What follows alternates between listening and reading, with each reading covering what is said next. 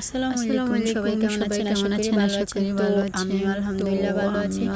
তো আজকে অনেকদিন আছি। পর তো একটি আজকে ব্লগ শেয়ার অনেকদিন করবো পর আপনাদের সাথে। আর আপনাদের সেটা সাথে হচ্ছে একটি আমার ব্লগ আব্বা শেয়ার প্রায় করব। 1 বছর পর সেটা আমার হচ্ছে শ্বশুরবাড়িতে আজকে যাবে। আর যাওয়ার কারণ হচ্ছে নভেম্বরের 18 তারিখে আমার নানি শাশুড়ির মৃত্যুবার্ষিকী।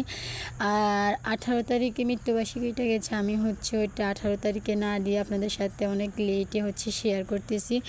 আমার হাতে কিছু কাজ ছিল, যার কারণে ভিডিওগুলো আমি আসলে এমনিতে করে রাখছি, তো আপনাদের সাথে একটু শেয়ার করতেছি।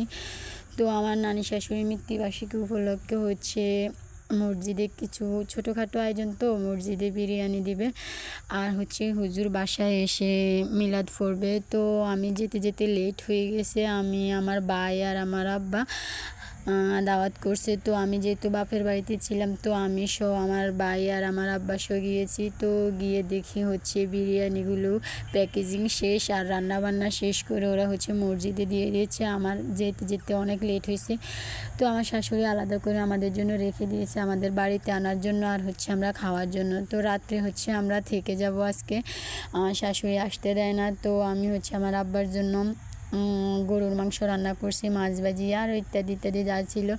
তো এই যে সন্ধ্যায় খাওয়ার জন্য আমি হচ্ছে সুজির পিঠা বানাইছি। এখানে সুজির পিঠা বানাই, তারপরে হচ্ছে সন্ধ্যায় আমি আমার আব্বা ভাই তারপরে এদেরকে খেতে দিয়েছি। খাওয়ার পর হচ্ছে আমরা চলে আসছি। তো এইটুকু, আল্লাহ হাফেজ।